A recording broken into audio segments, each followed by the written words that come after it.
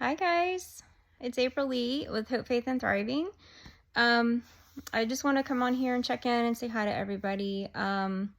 If you're new to my channel, I'm glad you're here and welcome. You'll find me like in a different spot every time I turn a video on. I just wanted to come on here and just say hi, and I hope that everybody is doing well. I know that if you deal with illness, that we all have different like levels and severities and stages that we deal with at any given time with the things that we deal with. And I'm like all over the place. I'm just going to chat a little bit. So I've incorporated the spoon theory into my life. I've been doing something called pacing, probably consistently to the best of my ability for at least 2 years. Basically just kind of like if you were to think you have, or to put a to-do list together, and instead of just going nonstop until the list is done, you kind of like space it out. Instead of a list I might have done in one day, for me personally, it might take me 4 days to do it. So I've learned how to kind of manage that. But in order to not just hit a wall and crash and hit a wall and crash and hit a wall and crash, I'm trying to incorporate something called the spoon theory, which to me is basically just putting a visual symbol to the actual amount of energy and the things I want to do.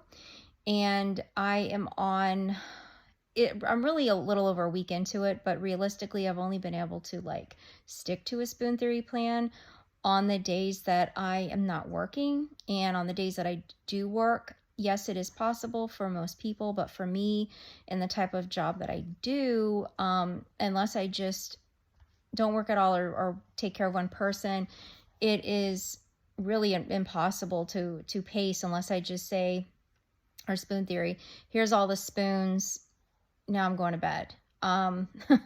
That is not a lifestyle that I really want, of working, sleeping, working, sleeping, working, sleeping. I have a family, and I also have, my health I need to take care of. But I'm trying to navigate that while I am working very minimal hours. But what I'm learning about the spoon theory is that if I make a plan and I chart it out and I figure out what my spoons are. So what I've been doing is starting out with 12 spoons, giving myself 12 spoons. And because I'm giving myself a solid 12 spoons, because I have I usually don't have just one or two things to do in a day. I have like multiple things, and some things take a long time and are like a big thing, and some are like really tiny things, like something simple like making a bed, just one bed.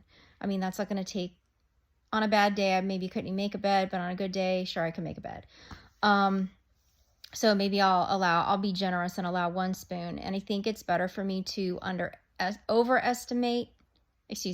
underestimate what I can actually do per spoon, energy wise, and see how that goes, rather than say, okay, I'm going to use one spoon to clean my whole house. Instead, I will say, okay, it's going to take me one spoon to fold half a load of laundry, 2 spoons for the dishes, whatever. And by me doing that, that allows me to kind of find out where I'm at energy wise and what I can do. And the first day I did the spoons, I gave myself 12 spoons, and I had shared that online, kind of the plan I did. And I was actually able to accomplish the day, and I was negative 4 spoons. But that allowed me to realize, okay, I'm not going to be able to have all this activity for 1 spoon. I'm going to need 3 for that. So the next day I was actually better able to figure out how to do that. And yes, I'll give myself 12 spoons, but I can't allot so much activity per spoon. So I was able to adjust that, and I did better. There are some days that I've got so much to do that unless I physically can't get out of bed, like I do need to do them. But I've learned that on those days that, let's say I do have very important things to take care of, the things that are less important, they're just not going to get done that day. or someone else is going to have to help me do them. So that is where I'm at with that.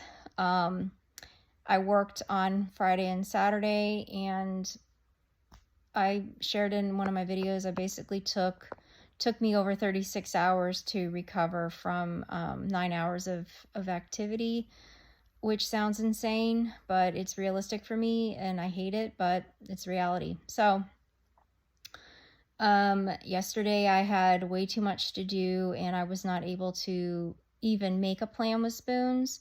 So I just said, oh well.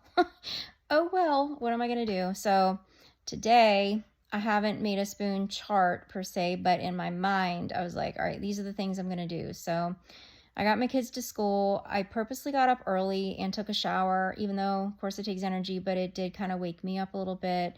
I made sure I was ready before they were, got them there on time, drove to the car dealership for an oil change. I was able to just kind of sit and relax a little bit and wait for that. And then I came home and ate breakfast and was able to feed my dogs, and then decided to lay down for a little bit. And then I have a therapy appointment, and I have an appointment tomorrow. I have a special scan I'm getting done. And then that evening and the whole weekend is crazy between work and my daughter's dance thing she has. So I have decided today that the main responsibility was obviously whatever my kids need,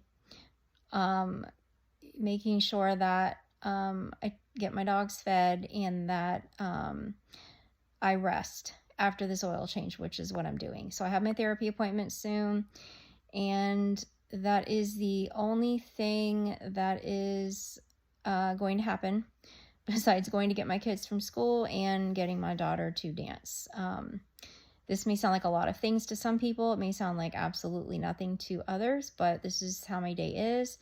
And this is a day where I would consider, there's 3 words I use, and I hate these words, but push, force, and drag. I'm having to push through, force, and drag myself through these things.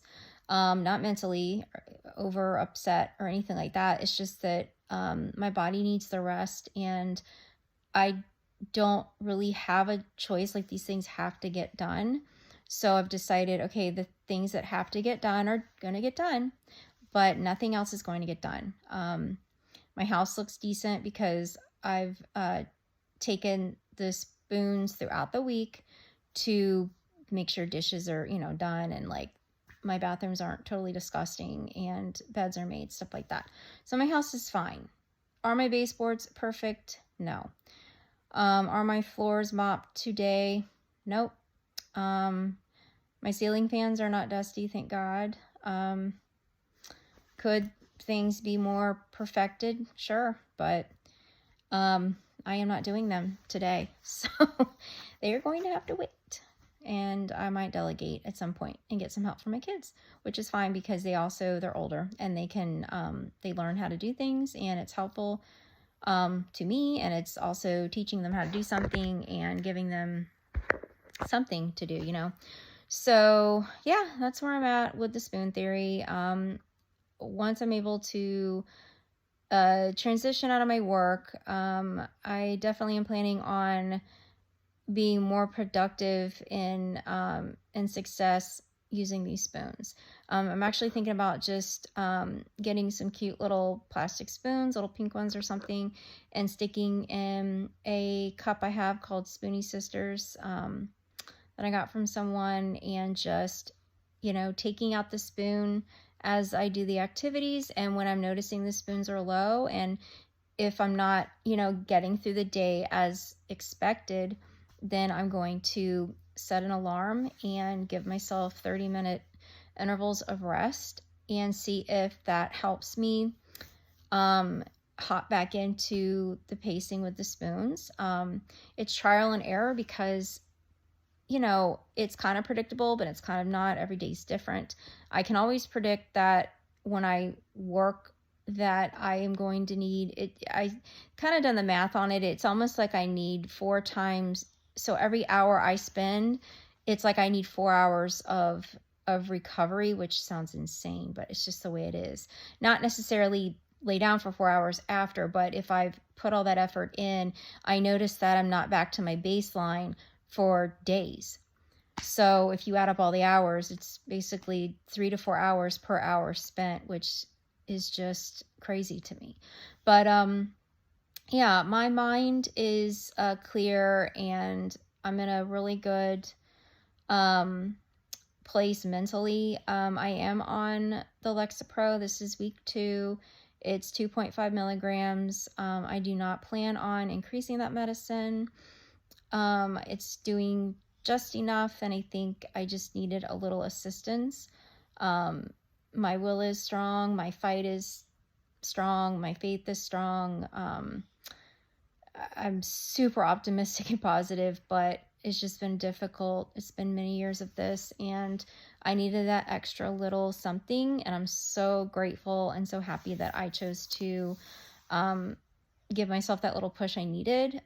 So far, there's no weight gain, no stomach upset, no symptoms of any kind except some really weird dreams. I dreamed that Taylor Swift was my daughter, and I was consoling her as she cried over a breakup, which is very weird. Then I dreamed that someone I know in ministry was having a very hard time, and I was praying her through something. But it was so real. It was like I was there. It was very strange, very weird dreams. Now, I normally don't remember dreams unless like it's very rare. Like I rarely get dreams, and usually when I get dreams, they're very specific and detailed, and it's usually like, honestly, it's like a spiritual thing, like the Lord is trying to like show me something, and it's always kind of like explain something or led me to pray about something or just really given me insight on something. It's just really weird. Years ago, when I was a kid, I dreamed all the time, had nightmares, dreams, all kinds of things, but the past, like, I feel like it's been like the past, like, ever since I've been sick for years and years, like, I just do not ever get to that level of sleep that I actually either dream or remember a dream. So it's really weird. But, yeah, definitely having that. I would like that to stop because that is weird. It just really weird. Like, this is weird. It was like the Twilight Zone of dreams. But, yeah, like, I think the medicine's amazing. I'm very happy with it. I'm so susceptible to reactions and crazy side effects, and I don't have any except for the dreams, and I'm fine with that. So anyway, yeah, I am resting right now. I've got my appointment in an hour. And I've got a very busy couple of days. So I'm just going to rest. And what I'm learning too, and it's so hard for me, I'm like one of those people that I am my worst enemy. I am so hard on myself. And if anyone treats me like a jerk, it's me. I usually feel like really guilty about like not doing something or not completing something or just laying here. And I'm like, you know what? I don't care. I can't feel bad. Like my husband, he doesn't make me feel bad, and he doesn't look at me like I'm lazy or anything like that. But even if he did, I'm at the point where I'm like, you know what? I just don't care, because my well-being is so important, not only for myself, but for everyone around me. And if I have to lay down, and what I'm noticing is that in the afternoons, because I have my kids, I get them to school, obviously the days they have school, and I'm at their school before 3 o'clock. So from 3 to 9:30, even sometimes 10, it's very busy. I'm with them or doing something for one of them or both of them or driving them or something. And obviously we have to eat and we have to like catch up on things. Like that's a lot. If you work and then do that, or if you're chronically ill and then do that, or even if you rest all day and then do that, it's still almost like a full-time job in itself, those hours of the day. So what I've learned is I'm my best me for them, especially on the days I don't work. On the days I work, it's really difficult, but I'm still really good with them. But I'm so much better if I take, like, if I add up all the hours, I need it sounds terrible, but I need 2 to 3 hours over the day to just either sit or rest or something. Because if I go straight through or I don't take that amount of time, it's so hard for me to make it to the end of the night without just like laying half dead on the couch waiting for them to be ready to go to sleep. So I've learned that I need that time, and it's best for them if I have that, because then I can have more of the energy to do what I need for them.